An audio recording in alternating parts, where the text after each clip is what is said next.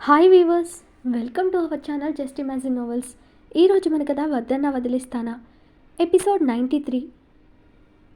ఈ నైట్కి నువ్వు ఏడవకుండా ఉంటే అప్పుడు నువ్వు బిగ్ బాయ్ అని ఒప్పుకుంటాను అంటున్న రుద్ర మాటలకి బన్నీ ఓకే అనడంతో కొడుకును కూడా బబ్లు వాళ్ళతో పడుకోబెట్టి ముగ్గురు నిద్రపోయేదాకా అక్కడే ఉండి బెడ్ లైట్ ఆన్ చేసి దుప్పటి కప్పి ఏసీ కూడా అడ్జస్ట్ చేశాక డోర్ ముందుకు వేసి తన రూమ్కి వచ్చాడు రుద్ర బన్నీని నిద్రపుచ్చడం చూసి వాళ్ళని వదిలేసి రూమ్కి వెళ్ళిన శివాని టైంపాస్ కోసం తన ఫోన్లో ఏవో జోక్స్ చూస్తూ నవ్వుతూ ఉండగా రుద్ర లోపలికొచ్చి డోర్ లాక్ చేసి ఎగిరి తన పక్కన పడ్డాడు. హఠాత్తుగా రుద్ర అలా చేయడంతో జడ్చుకుని అరవబోయిన శివాని రుద్రని చూసి సంభాలించుకుంటూ, ఏంటి నువ్వు చిన్నపిల్లాడ్లా అంది చిరుకోపంగా శివాని. ఆమెని మీదకి లాక్కుని, నీ దగ్గర నేను చిన్నపిల్లాడినే అని హస్కీగా చెప్తున్న రుద్ర మాటలకి శివాని వెక్కిరిస్తూ, ఇంకా నయం, పాలు తాగే పసివాడం లేదు, 4 ఏళ్ల కొడుకును పెట్టుకుని చిన్నపిల్లాడు అని కొక్కిరించింది శివాని. రాక్షసి, మాట్లాడితే చాలు, నా కొడుకుని అడ్డుపెట్టి అన్నింటికీ బ్రేక్ వేయి, ఏదో ఒకరోజు ఎవరినైనా తీసుకొచ్చుకుంటాను, అప్పుడు తెలుస్తుంది నీకు అనగానే శివాని కోపంగా రుద్ర షర్ట్ కాలర్ పట్టుకుని, ఏది ఆ మాట నా మొహంలో చూసి చెప్పు అంది. శివాని కోపం చూసి నవ్వుతూ, చెప్తానే, నాకేమైనా భయమా? ఇంట్లో ఫుడ్ పెట్టకపోతే ఎవరైనా బయట హోటల్లో తిని కడుపు నింపుకుంటారు, ఇది అంతే అని టీజింగ్గా రుద్ర అనగానే శివాని కోపంగా అతని బుగ్గ మీద గట్టిగా పళ్ళు దిగేలా కొరికి, పోతావా దేని దగ్గరకో, అలాగే పో, నిన్ను దాన్ని ఇద్దరిని పెట్రోల్ పోసి తగలబెట్టేసి నేను కొడుకు హ్యాపీగా ఉంటాం అంటున్న శివానీని కోపంగా చూస్తూ, దొంగ మొహందానా, నన్ను చంపేసి నువ్వు వాడు హ్యాపీగా ఉంటానంటావా? నువ్వు లేకపోతే నేను ఉండలేనడం పోయి నువ్వు లేకపోతే ఇంకా హ్యాపీగా ఉంటామంటావా అంటూ ఆమెని బెడ్ మీదకి తోసి ఆమెపై చేరిపోయి, ఇప్పుడు అనవే అంటూ శివాని మెడ మీద భుజం పైన ఎక్కడ పడితే అక్కడ కొరికి తన చేత అరిపిస్తూ, చెప్పు, హ్యాపీగా ఉంటావా అని నవ్వుతున్న రుద్ర వైపు కోపంగా చూస్తూ, నువ్వు అన్నావుగా వేరే దాంతో పోతానని, మరి నాకు కోపం రాదా అంటూ రుద్ర వైపు మీద గట్టిగా కొట్టింది శివాని. రుద్ర నవ్వుతూ శివానికి ముద్దులు పెట్టి, కుళ్ళు దానికి కుళ్ళుకోకు, నువ్వు ఉండగా నాకు వేరే దాంతో పనేంటి, నిన్నే బ్రతిమాల కొప్పడం నా దగ్గరకు రప్పించుకుంటాను, కానీ అంతకంటే నువ్వేమంటావో అని అలా అన్నాను అంటూ ఆమె బుగ్గ మీద ముద్దు పెట్టిన రుద్ర, రాక్షసి, చూడవే నా బుగ్గను ఎలా కొరికావో, మండుతుంది అని రుద్ర చిరుకోపంగా అన్నాడు. నీ మాటలతో నా మనసును మండించావు, ఆ మంట కంటే ఇది ఎక్కువ అని దెప్పింది. కానీ నిజంగానే తని పంటికాట్లతో అతని చెంప ఎర్రగా మారడం చూసి బాధపడుతూ, నిజమే బాగా దిగాయి అనుకుంటూ రుద్ర ఫేస్ని పక్కకు తిప్పి ఆ ఘాట్ల మీద తడి ముద్దులు పెడుతూ, సారీ అని డల్గా అంది శివాని. సారీ దేనికే అంటూ పెదాల మీద ముద్దు పెడుతూ, నన్నేమైనా చేసుకుని ఫుల్ రైట్స్ నీకు ఇచ్చేసానే అంటూ ఆమె వంపులో ముద్దు పెడుతూ, నీ కొడుకు బిగ్ బాయ్ అయ్యాడంట, ఇక మనం సెకండ్ బేబీని తెచ్చుకుందామే అని నవ్వుతూ చెప్తున్న రుద్ర మాటలకి శివాని సిగ్గుపడుతూ, ఎవరు వాడే చెప్పాడా, ఈ మధ్య నా కన్నయ్యకి గారాలు ఎక్కువయ్యాయి, అది నువ్వే వాడిని ఎక్కువ ముద్దు చేసి చెడగొడుతున్నావు, మాట్లాడితే నేను పెద్దయిపోయామమ్మా అంటాడు, నాకు వాడి మాటలకి నవ్వు ఆగదుకోసారి, మేమిద్దరమే ఉన్న టైంలో ఇంత అల్లరి లేదు, కానీ ఇక్కడ అందరి మధ్యలో ముఖ్యంగా నీ గారాబంతో వాడు మాటల్లో ముదిరిపోతున్నాడు అంటూ మురిసిపోయి చెప్తున్న శివాని మాటలకి రుద్ర ఉడుక్కున్నాడు.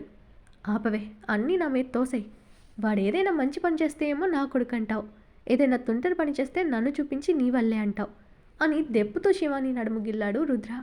దానికి శివాని గట్టిగా నవ్వుతూ, అంతేగా అంది, వాడికి కాదే గారం, నీకెక్కువైంది అంటూ తన నడుముని పట్టి మరింత దగ్గరకు లాక్కుని ఆమె పైటని పక్కకు తీసి ఎద మీద ముద్దులు పెడుతూ చిన్నగా కొరికాడు అక్కడ రుద్ర.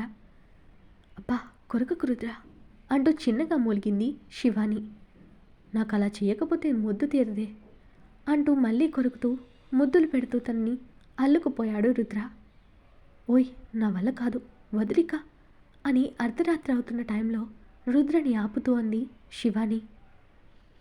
శివానీని రుద్ర చిరుకోపంగా చూస్తూ, నిన్ను బతిమాలుకోవడమే సరిపోతుంది, ఇప్పుడు కూడా వదులు, నా వల్ల కాదంటే చంపుతా అంటూ తను కిందకి దొర్లి శివానీని తన మీదకు తెచ్చుకుని గట్టిగా హక్ చేసుకుంటూ, నాకిది చాలదే, వద్దనుకు, మన బేబీ ఈరోజు నా కోసమే అన్నట్టు ఆ రూమ్లో పడుకున్నాడు, రోజు వెళ్ళడు కదా, అవకాశం ఉన్నప్పుడు కూడా నువ్వు ఇలా బ్రేక్లేస్తే ఇక మా అమ్మొచ్చేది ఎప్పుడే అని మత్తైన స్వరంతో అడుగుతుంటే శివాని రుద్ర ఎద మీద గడ్డ మానించి పడుకుని చూస్తూ, మరి నీ స్పీడ్ని తట్టుకోవడం నా వల్ల కావడం లేదు, ఏం చేయను అంటూ సిగ్గుపడింది.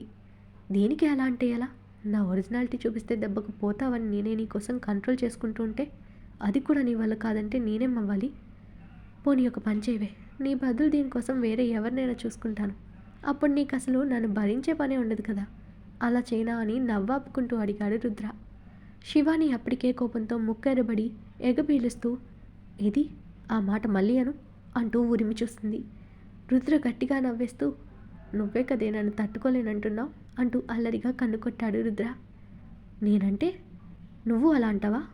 అలా కాదు శివ, నన్ను కాస్త కనికరించవే అంటూ బ్రతిమాలాల్సింది పోయి నువ్వు వద్దులే నేను వేరే దాన్ని చూసుకుంటా అంటావా అంటూ కోపంగా అతని గుండెల మీద కొరికింది శివాని. ఏయ్ రాక్షసి, నొప్పే అంటూ శివానీని కిందకి దొర్లించి ఆమె పైకి చేరి తన బుగ్గలు అదుముతూ, ఏంటే ఈ కొరుకుడు అలవాటు అంటూ కోపంగా చూసి, చేస్తావా ఇంకోసారి ఇలా అంటూ ఆమెని చిరుకోపంగా చూడగా శివాని నవ్వుతూ, చేస్తా అంటూ తల ఊపింది. నీకు నేనంటే అస్సలు భయం లేదే అంటూ తన పెదాలను అందుకుని వాటిని కసిగా ముద్దు పెడుతూ శివానికి ఊపిరాడలేదని చుకుంటున్నా వదల్లేదు రుద్ర. ఇక తన వల్ల కాదని చేతులెత్తేసి ఆపసోపాలు పడుతున్న శివాని అవస్థ చూసి, అప్పుడు వదిలి ఇప్పుడు చెప్పు కొరుకుతావా అని నవ్వుతూ కళ్ళెగిరేశాడు రుద్ర. శివాని బలంగా ఊపిరి పీలుస్తూ ఓ నిమిషం తర్వాత స్థిమితపడి కోపంగా రుద్రని కొడుతూ ముద్దుతో చంపేస్తావా అని అరిచిందామె. రుద్ర నవ్వుతూ శివాని నోటి మీద చెయ్యేసి మూసేస్తూ, మెల్లగా అరవవే, మన రూమ్ ఎంత సౌండ్ ప్రూఫ్ అయినా ఇలా గట్టిగా అరవాలా మెంటల్దానా అన్నాడు. శివాని రుద్ర చేతిని విదిలించుకుని, నువ్విలా చేయడం బాగుందా అని ఏడుపో మొహం పెట్టింది. రుద్ర తన ముగ్గల మీద ముద్దు పెట్టి, ఏదో సరదాగా అలా ఏడిపించా కానీ నిన్ను చంపుకుంటానా మొద్దు అంటూ తన పెదాల మీద ముద్దు పెట్టి తన మెడవంపులో పెదాలతో రోస్తూ ఆమెని కూల్ చేస్తూ తన ప్రేమతో శివానిని మరోసారి సొంతం చేసుకున్నాడు రుద్ర. ఎప్పటికో అలసటగా తన చేతుల్లో ఆదమరిచి నిద్రపోతున్న ఆమెని ప్రేమగా చూస్తూ తన నుదుటిన ముద్దు పెట్టుకుని అలాగే ఆమెని తన చేతుల మధ్య భద్రంగా దాచుకుని కళ్ళు మూసుకున్నాడు రుద్ర. తెల్లవారుజామున 4 గంటలవుతుండగా తమ రూమ్ బాల్కనీలో ఏదో పగిలిన సౌండ్ రావడంతో అప్పుడే నిద్రపోదామని కళ్ళు మూసిన రుద్ర టక్కున కళ్ళు తెరిచి తన చేతుల్లో ఉన్న శివానిని బెడ్ మీద పడుకోబెట్టి లేచి షర్ట్ వేసుకుని బాల్కనీ డోర్ తీశాడు రుద్ర. లైట్ వేసి బాల్కనీలోకి వచ్చిన రుద్రకి అక్కడ ఎవరూ కనపడరు. ఎవరూ లేకపోతే సౌండ్ ఏంటా అని వెతికేదో సెన్స్ చేస్తూ కిందకి చూసి రూమ్లోకి వచ్చి ఫోన్ తీసుకుని తిరిగి బాల్కనీలోకి వచ్చి సెక్యూరిటీకి కాల్ చేసి గార్డెన్ అంతా లైట్స్ ఆన్ చేయండి అని సీరియస్గా ఆర్డర్ వేశాడు. ఓకే సార్ అంటూ వాళ్ళు అంతకుముందే రుద్ర ఏర్పాటు చేయించిన పెద్ద పెద్ద ఫ్లడ్ లైట్స్ ఆన్ చేయగా తనని రుద్ర చూడలేదని చీకటిగా ఉన్న ప్లేస్లో నక్కిన వాసు ఆ లైట్స్కి బెదిరిపోయి పారిపోబోతూ గోడ దగ్గరకు చేరేలోగా రుద్ర పైనుండి జంప్ చేసి అతని మెడ చేజిక్కించుకుని మళ్ళీ ఎందుకొచ్చావురా అని కోపంగా అడిగాడు రుద్ర. వాసు బిక్క చచ్చిపోయి భయంగా మా అమ్మ కోసం అని తడబడతాడు. అమ్మ అంటూ కనుబొమ్మలు ముడివేసి వాసును అక్కడికి వచ్చిన సెక్యూరిటీకి అప్పగించి, వీడిని అవుట్ హౌస్లో కాళ్ళు చేతులు కట్టేసి లాక్ చేయండి, వాడు తప్పించుకుంటే మిమ్మల్ని వేసేస్తాను అని బెదిరించాడు రుద్ర వాళ్ళని. వాళ్ళు భయంగా ఎస్ సార్ అని వాసుని లాక్కుపోవడానికి రెడీ అయితే వాసు బెదిరిపోయి, ప్లీజ్ రుద్ర నన్ను వదిలే, ఇక మీదటి వైపుకు రాను అంటున్న వాడి వైపు సీరియస్గా చూసి సెక్యూరిటీతో వాడి ఫోన్ లాక్కుని చెప్పింది చేయండి అంటూ లోపలికి వెళ్ళిపోయాడు రుద్ర. వాసు గింజుకుంటున్నా సరే సెక్యూరిటీ వదలకుండా తీసుకెళ్లి అవుట్ హౌస్లోని ఓ రూమ్లో అతన్ని కట్టిపడేసి నోటికి ప్లాస్టర్ వేసి అతని ఫోన్ తీసుకుని బయటకొచ్చి డోర్స్ లాక్ చేశారు. కొందరు కాపలాగా అక్కడుంటే మిగిలిన వాళ్ళు గేట్ దగ్గరకు వెళ్ళిపోయారు. తిరిగి రూమ్లోకి వచ్చిన రుద్రకి వాసు ఫేస్లో కంగారు తడబాటు, అతడు అబద్ధం చెప్తున్నాడని అర్థమై సంథింగ్ రాంగ్ అనుకుని ఆలోచిస్తూ బెడ్ మీద వాలాడు. అప్పటిదాకా నిద్రపోతున్న శివాని కదిలి రుద్ర వైపు వెళ్ళి అతన్ని హత్తుకుంటూ, ఈ టైంలో బయటెందుకు వెళ్ళా రుద్ర, ఎంత చల్లగా ఉన్నావో తెలుసా అని స్లీపీ వాయిస్తో అంటుంటే రుద్ర ఆమె చుట్టూ చేతులు వేసి, ఏం లేదులే, వేడిగా అనిపించి బయటకు కాసేపు వెళ్ళొచ్చానులే, నువ్వు పడుకో అంటూ తనని జోకొట్టి అతను కూడా కళ్ళు మూసుకున్నాడు. శివాని పక్కనే రుద్రున్నాడన్న ధైర్యంతో హ్యాపీగా నిద్రపోయింది. రుద్ర పడుకున్నా అతని మెదడు రకరకాల ఆలోచనలతో నిండిపోయింది. వాసు ఆ ఇంటికి తను చంపేస్తానని బెదిరించినా మళ్ళీ వచ్చాడంటే రుద్రకి నార్మల్గా వాసు డబ్బు కోసం వచ్చాడని అనిపించడం లేదు. వాసు మెంటాలిటీ రుద్రకి బాగా తెలుసు.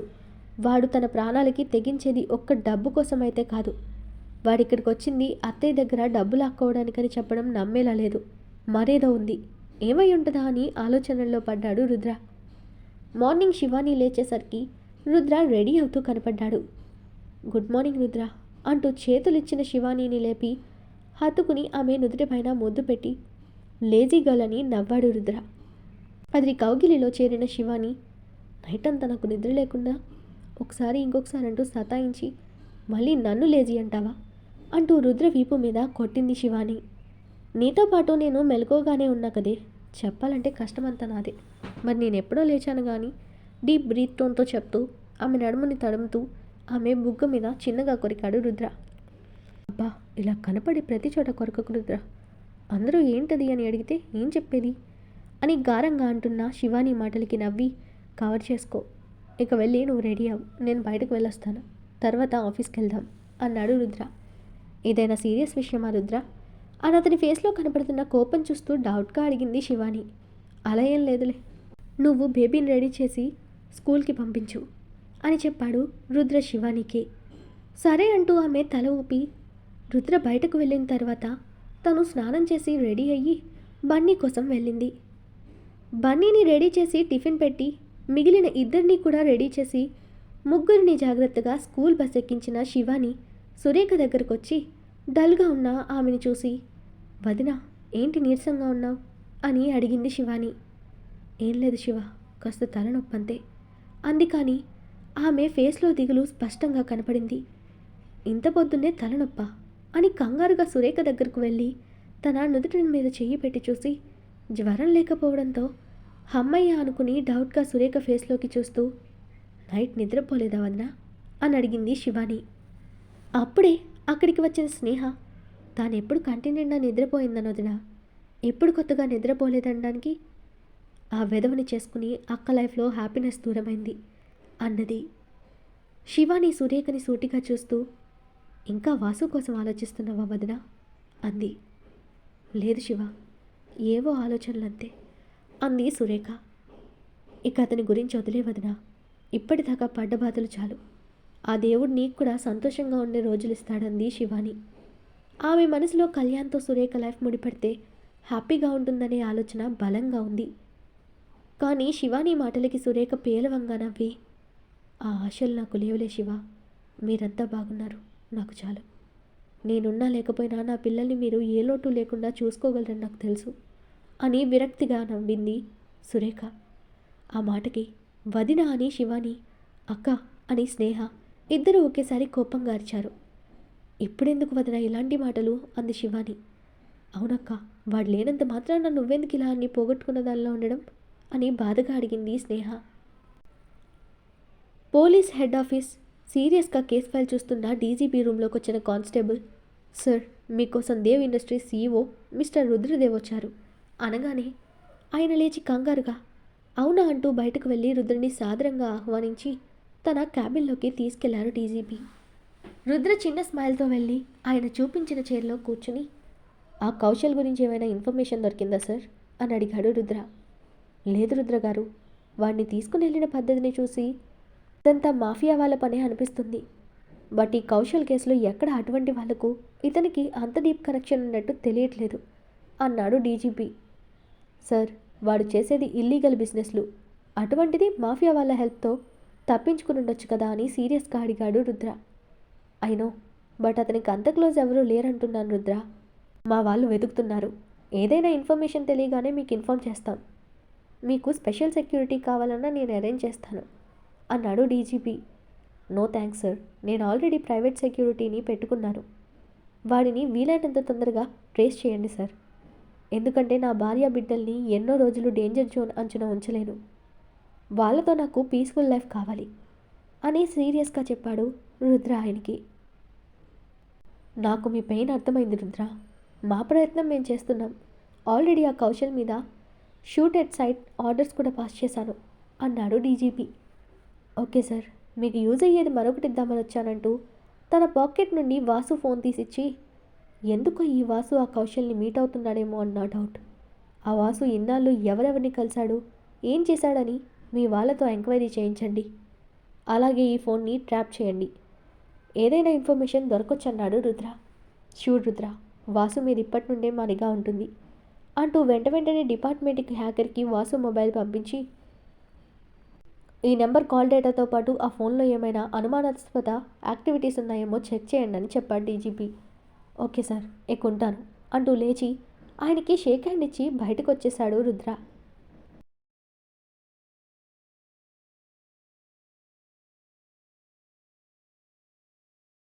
ఈరోజు మన కథ ఇక్కడితో కంప్లీట్ అయింది. ఈ స్టోరీ మీకు నచ్చినట్టయితే ప్లీజ్ స్టోరీని లైక్ చేసి కామెంట్ రూపంలో మీ అభిప్రాయాన్ని తెలియచేయండి. అలాగే ఛానల్ని సబ్స్క్రైబ్ చేసుకుని షేర్ చేసి మాకు సపోర్ట్ చేయండి. నెక్స్ట్ అప్డేట్తో మళ్ళీ కలుద్దాం. అంతవరకు బాయ్.